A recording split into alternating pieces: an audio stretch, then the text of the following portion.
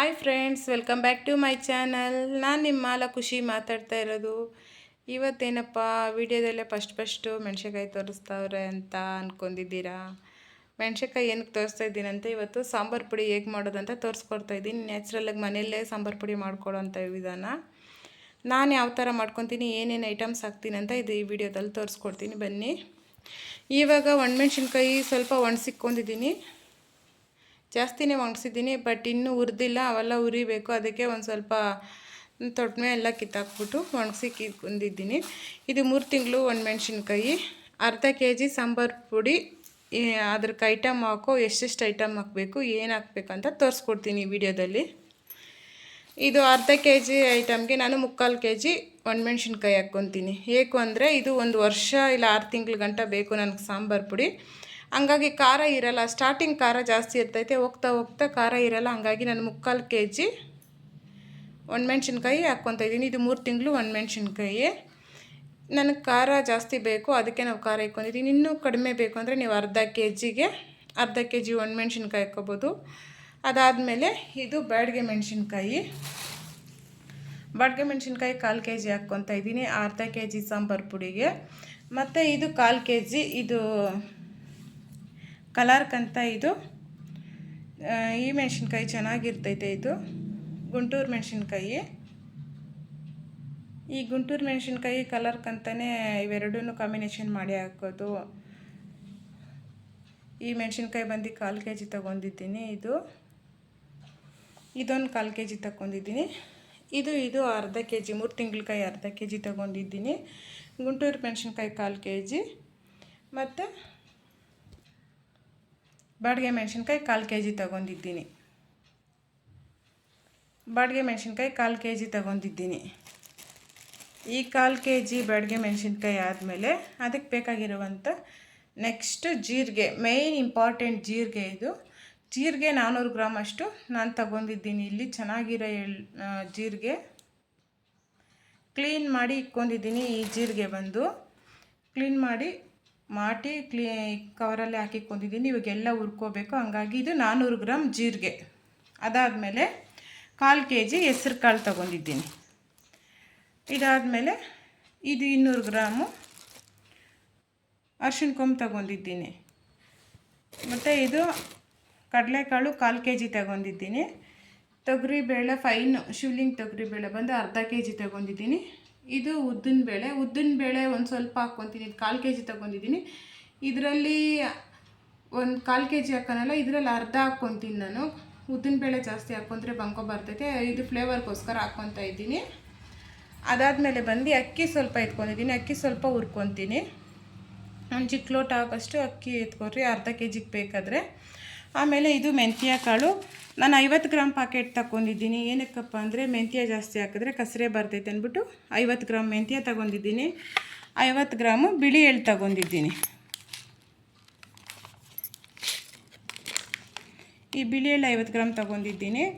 ಇವೆಲ್ಲ ಹಾಕಿದ್ರೆ ತುಂಬಾ ಟೇಸ್ಟಾಗಿ ಬರ್ತೈತೆ ಸಾಂಬಾರು ಪುಡಿ ಅಂತ ನಾನು ಇದು ತಗೊಂಡಿದ್ದೀನಿ. ಈ ಸಾಸಿವೆ 50 ಗ್ರಾಮ್ ತಗೊಂಡಿದ್ದೀನಿ. 50 ಗ್ರಾಮು ಸಾಸಿವೆನೂ ಹಾಕ್ತೀನಿ ನಾನು. ನೀವು ಒಬ್ಬೊಬ್ಬರು ಸಾಸಿವೆ ಹಾಕಲ್ಲ, ನಾನು ಸಾಸಿವೆ ಹಾಕ್ತೀನಿ. ತುಂಬಾ ಚೆನ್ನಾಗಿರ್ತೈತೆ.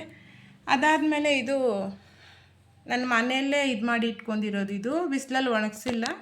ಕರಿಬೇವು ಸೊಪ್ಪು ಬಿಸಿಲಲ್ಲಿ ಒಣಗಿಸಿದ್ರೆ ಚೆನ್ನಾಗಿರಲ್ಲ ಅಂದ್ಬಿಟ್ಟು ಮನೇಲಿ ನೆರಳಲ್ಲೇ ಒಣಗಿಸಿಕೊಂಡಿರೋಂಥ ಕರಿಬೇವು ಸೊಪ್ಪು. ಬಿಸಿಲಲ್ಲಿ ಒಣಗಿಸಿದ್ರೆ ಏನಾಗುತ್ತೆ ಅಂದರೆ ಆ ಫ್ಲೇವರೇ ಹೋಗ್ಬಿಡ್ತೈತೆ. ಹಂಗಾಗಿ ಮನೆಯಲ್ಲೇ ನೆರಳಲ್ಲೇ ಒಣಗಿಸಿಟ್ಕೊಂಡಿರೋಂಥ ಕರಿಬೇವು ಸೊಪ್ಪು. ಮತ್ತು ಇನ್ನೊಂದು ಏನಪ್ಪ ಅಂದರೆ ಧನಿಯಾ ಕಾಳು, ಫೈನ್ ಧನಿಯಾ ಕಾಳು ಬಂದು ತಗೊಂಡಿದ್ದೀನಿ. ಇದು ಆಲ್ರೆಡಿ ನಾನು 3 ಡೇಸ್ ಒಣಗಿಸಿದ್ದೀನಿ. ಒಣಗಿಸಿದ್ದಾದಮೇಲೆ ಇನ್ನೊಂದು ಸರಿ ಹುರಿದ್ಬಿಟ್ಟು ಒಣಗಿಸ್ಬೇಕು ಚೆನ್ನಾಗಿ. ಇದು ಬಂದು ನಾನು 1 kg ತೊಗೊಂಡಿದ್ದೀನಿ. 1 kgನೂ ಧನಿಯಾ ಕಾಳು ಹಾಕಲ್ಲ, 3/4 kg ಧನಿಯಾ ಹಾಕ್ತೀನಿ. ಏನಕ್ಕಪ್ಪ ಅಂತ ಕೇಳಿದ್ರೆ 3/4 kg ಧನಿಯಾ ಅರ್ಧ kg ಸಾಂಬಾರು ಪುಡಿ ಆಗೋಂಥ ಐಟಮ್ಗಳೇನೇನೆಂದರೆ ಅರ್ಧ kgನೇ ಹಾಕ್ಬಾರ್ದು. ಅರ್ಧ kg ಅಂದರೆ ಧನಿಯಾ ಅರ್ಧ kgನೇ ಹಾಕ್ಬಾರ್ದು, ಒಣಮೆಣ್ಸಿನ್ಕಾಯಿ ಅರ್ಧ kgನೇ ಹಾಕ್ಬಾರ್ದು. ನಾನು ಇವಾಗ ಹೇಳ್ತೀನಿ, ನೀಟಾಗಿ ಕ್ಲಿಯರಾಗಿ ಕೇಳಿಸ್ಕೊಳ್ಳಿ. ಧನಿಯಾ ಬಂದು 3/4 kg ಹಾಕ್ಕೊತೀನಿ. ಮೆಣಸಿನ್ಕಾಯಿ ಗುಂಟೂರು ಬ್ಯಾಡಗೆ ಮೆಣಸಿನ್ಕಾಯಿ 3 ತಿಂಗಳು ಒಣಮೆಣ್ಸಿನ್ಕಾಯಿ ಇವೆಲ್ಲನೂ 3/4 kg ಹಾಕ್ಕೊತೀನಿ ಟೋಟಲು. ಇನ್ನೆಲ್ಲ 1/4 kg ಯಾವ್ಯಾವ ಅರ್ಧ kg ಹಾಕ್ಕೊತೀನಿ ಅಂದರೆ ತೊಗರಿಬೇಳೆ ಅರ್ಧ ಕೆ ಜಿ ಹಾಕ್ಕೊತೀನಿ, ಮತ್ತು ಜೀರಿಗೆ 400 ಗ್ರಾಮ್ ಹಾಕ್ಕೊತೀನಿ ಇಲ್ಲಿ.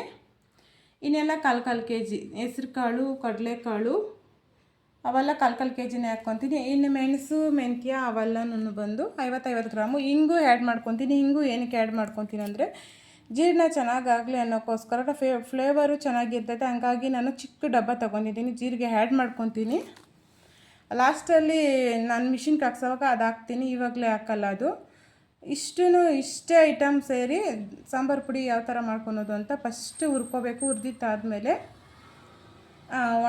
ಒಣಗಿಸ್ಕೋಬೇಕು. ಚೆನ್ನಾಗಿ ಒಣಗಿಸಿದ್ದಾದಮೇಲೆ ಮಿಷಿನ್ಗೆ ಹಾಕ್ಸ್ಕೋಬೇಕು, ಇಲ್ಲಾಂದರೆ ಚೆನ್ನಾಗಿ ಬರೋಲ್ಲ. ಇಷ್ಟೇ ಐಟಮ್ಸು ತುಂಬ ಚೆನ್ನಾಗಿ ಬರ್ತೈತೆ. ಅಂಗಡಿಯಲ್ಲಿ ಸಾಂಬಾರು ಪುಡಿಗಿಂತ ಮನೇಲಿ ನ್ಯಾಚುರಲಾಗಿ ಮಾಡಿ ನೋಡಿ. ಇಷ್ಟು ಐಟಮ್ಸ್ ಹಾಕಿ ನೀವು ಮನೆಯಲ್ಲೇ ಮಾಡಿ ನೋಡಿ ಎಷ್ಟು ಚೆನ್ನಾಗಿರ್ತೈತೆ ಅಂತ. ಒಂದ್ಸರಿ ಟ್ರೈ ಮಾಡಿ ನೋಡಿ ಸಾಂಬಾರು ಪುಡಿ ಮನೆಯಲ್ಲೇ ಮಾಡ್ಕೊಳ್ಳಿ. ಇವಾಗ ನಾನು ಹುರ್ಕೊತೀನಿ, ಯಾವ ಥರ ಹುರ್ಕೊತೀನಿ ಅಂತ ನೋಡ್ಕೊಳ್ಳಿ. ನಾನು ಬೇರೆ ಹುರಿದು ಬೇರೆ ಹಾಕ್ಕೊಳಲ್ಲ, ಎಲ್ಲ ಒಂದರಲ್ಲೇ ಆ್ಯಡ್ ಮಾಡ್ಕೊತೀನಿ. ಒಣಮೆಣ್ಸಿನ್ಕಾಯಿ ಸಪ್ರೇಟ್ ಮಾತ್ರ ಹಾಕ್ಕೊತೀನಿ, ಇನ್ನೆಲ್ಲ ಇದರಲ್ಲೇ ಹುರ್ಕೊತೀನಿ. ಯಾವ ಥರ ಹುರ್ಕೊತೀನಿ ಅಂತ ತೋರಿಸ್ತೀನಿ ಬನ್ನಿ ಈ ವಿಡಿಯೋದಲ್ಲಿ.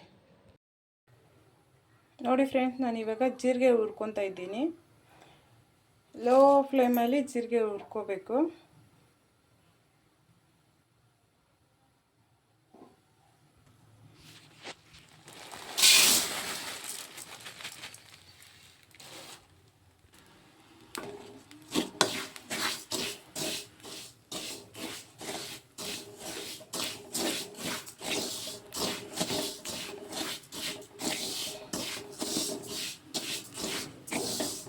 ಜಾಸ್ತಿ ಹುರ್ಕೋಬಾರ್ದು ಫ್ರೆಂಡ್ಸ್, ಇಲ್ಲಿ ಲೈಟಾಗಿ ಹುರ್ಕೋಬೇಕು. ಜಾಸ್ತಿ ಹುರಿದ್ರೆ ಸೀದೋಗ್ಬಿಡ್ತೈತೆ, ಚೆನ್ನಾಗಿರಲ್ಲ. ಆಮೇಲೆ ಜೀರಿಗೆ ಬೇರೆ ಜಾಸ್ತಿ ರೇಟು.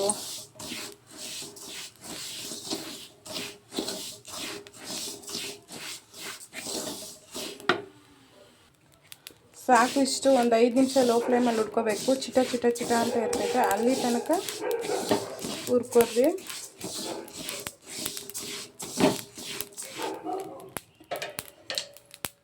ಕೇಳಿಸ್ತಾ ಇರ್ಬೋದು ಸೌಂಡು ನಿಮಗೆ. ಈ ಸೌಂಡ್ ಬರೋ ತನಕ ಹುರ್ಕೊಡ್ರಿ ಸಾಕು.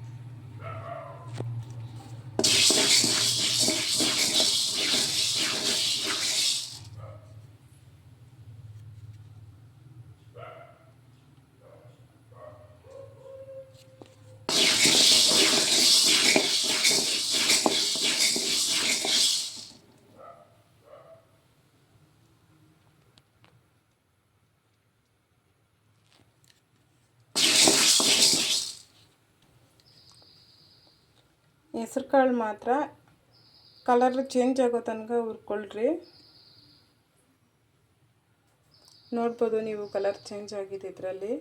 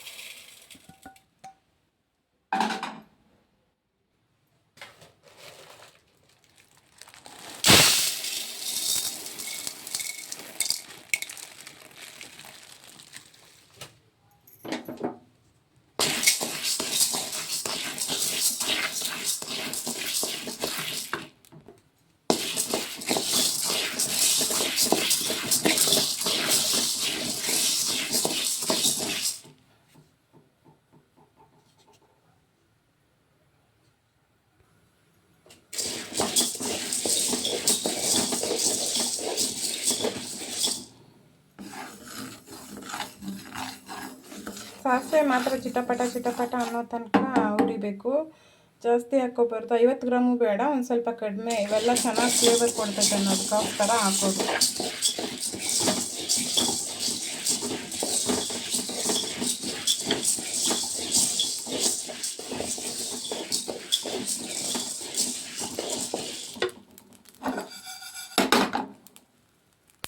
ನೋಡ್ತಾ ಇರ್ಬೋದು ಸಾಸಿವೆ ಸಿಡ್ಲೈತೆ, ಇಷ್ಟೇ ಸಾಕು ಸಾಸಿವೆ.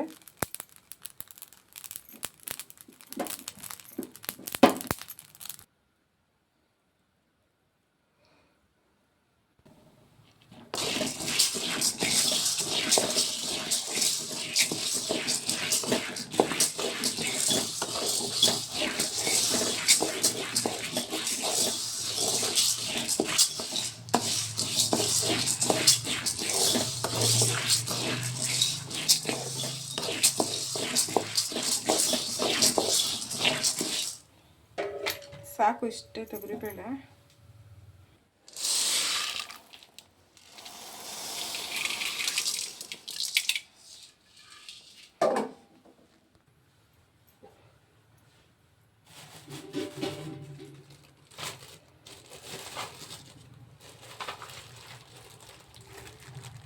ಉದ್ದಿನಬೇಳೆ ಇದು 1/4 kg ತಗೊಂಡಿದ್ದೆ. 1/4 kgದಲ್ಲಿ ಅರ್ಧ ಹಾಕ್ತಾಯಿದ್ದೀನಿ ನಾನು.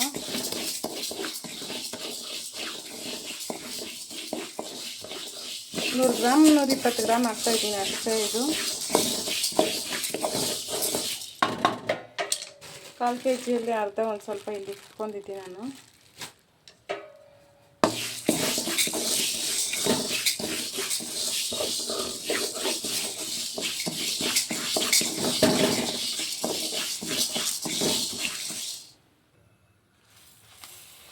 ಮೆಂತ್ಯ ಇದು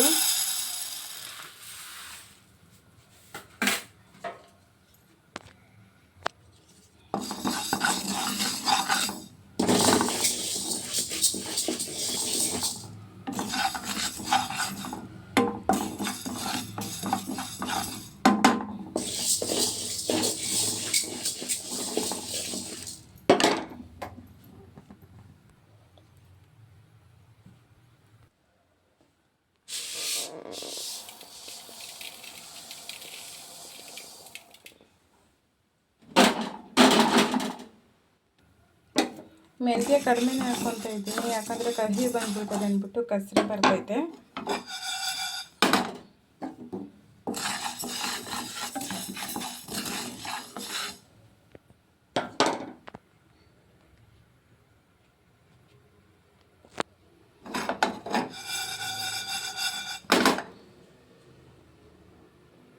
ಸಾಕು ಈ ರೇಂಜ್ ಹುರ್ಕೊಂಡ್ರೆ.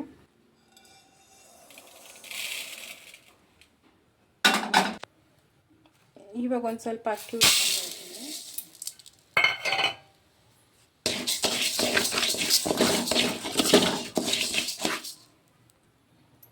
ಇದು ರೇಷನ್ ಅಕ್ಕಿನೇ ಹುರ್ಕೊರಿ, ಸಣ್ಣ ಮುಸ್ರಿ ಹಾಕ್ಬಾರ್ದು, ಚೆನ್ನಾಗಿರಲ್ಲ.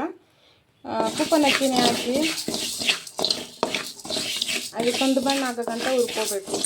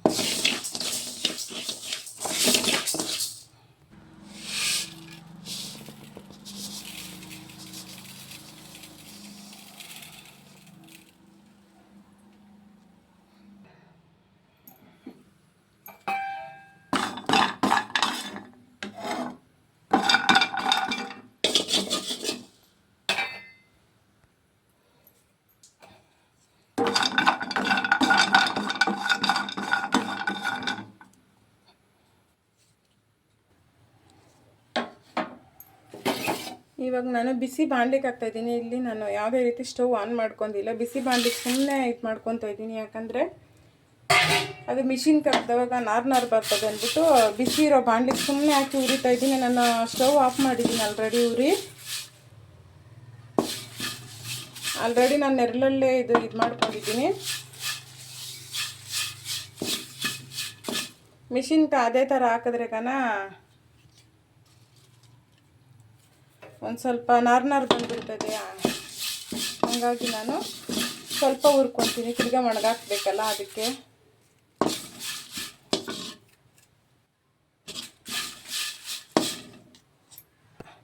ನೋಡ್ತಾ ಇರ್ಬೋದು ನೀವು, ಸ್ಟವ್ ಆಫ್ ಮಾಡಿದ್ದೀನಿ ನಾನಿಲ್ಲಿ, ಯಾವುದೇ ರೀತಿ ಆನ್ ಇಲ್ಲ.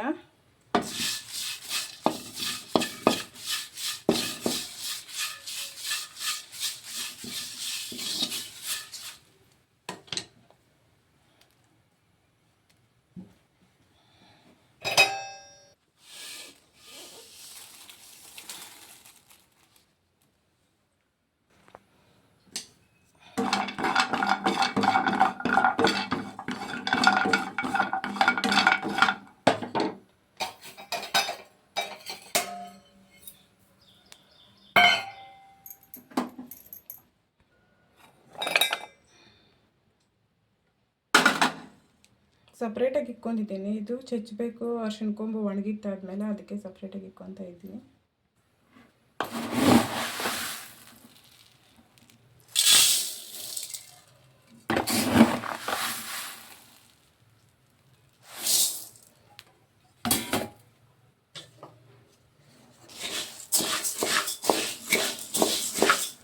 ಧನಿಯಾ ನಾನು ಲಾಸ್ಟಲ್ಲಿ ಹುರ್ಕೊತೀನಿ. ಧನಿಯಾ ಆದಮೇಲೆ ಲಾಸ್ಟಲ್ಲಿ ಒಣಮೆಣ್ಸಿನ್ಕಾಯಿ ಹುರ್ಕೊತೀನಿ. ಯಾಕಂದರೆ ಘಾಟ್ ಆದರೆ ಫಸ್ಟೇ ಹುರ್ಕೊಳಕ್ಕಾಗಲ್ಲ ಅನ್ನೋ ಕಾರಣಕ್ಕೆ ಲಾಸ್ಟಲ್ಲಿ ಒಣಮೆಣ್ಸಿನ್ಕಾಯಿ ಸ್ವಲ್ಪ ಎಣ್ಣೆ ಬಿಟ್ಟು ಹುರ್ಕೊತೀನಿ. ಅದಕ್ಕೆ ಮುಂಚೆ ಧನಿಯಾ ಹುರ್ಕೊತೀನಿ, ಕಾಳೆಲ್ಲ ಹುರಿದಿತ್ತಾದ್ಮೇಲೆ.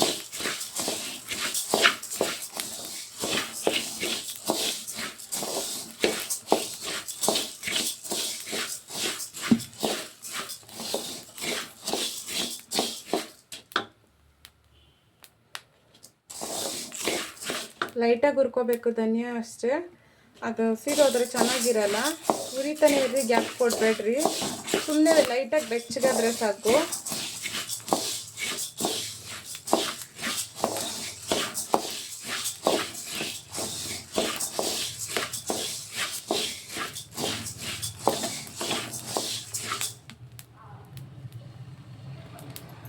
ಇಷ್ಟು ಮಟ್ಟಿಗೆ ಹುರ್ಕೊಂಡ್ರೆ ಸಾಕು, ಇಷ್ಟೇ ಸಾಕು, ಜಾಸ್ತಿ ಬೇಡ.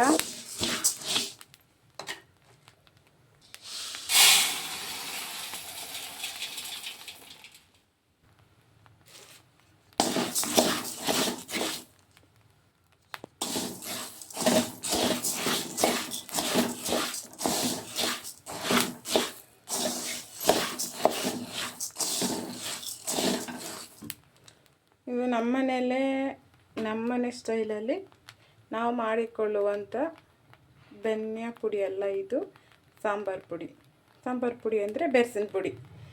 ಇದು ಬರೀ ಹುಳಿ ಸಾರ್ಗಷ್ಟೇ ಬಳಸ್ತೀರಿ. ಸಾಂಬಾರು ಪುಡಿಗೆ ಧನಿಯಾ ಪುಡಿ ಅದು ಸಪ್ರೇಟ್ ಹಾಕ್ಕೊತೀನಿ, ಅದಕ್ಕೆ ಬೇರೆ ತೋರಿಸ್ತೀನಿ ನಾನು.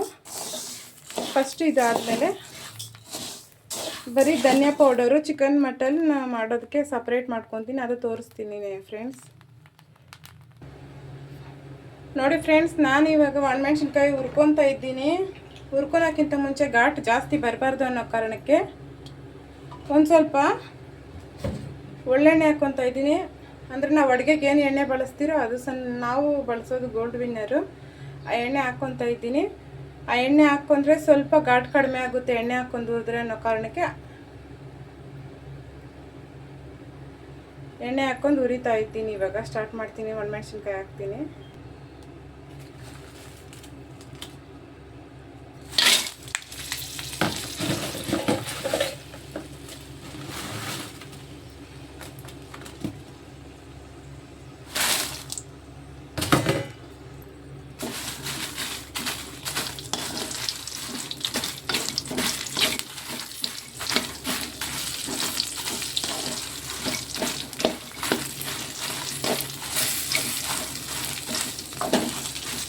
ನೋಡಿ, ಯಾವುದೇ ರೀತಿ ಘಾಟ್ ಇರಲ್ಲ ಎಣ್ಣೆ ಹಾಕ್ಕೊಂಡಿದ್ರೆ.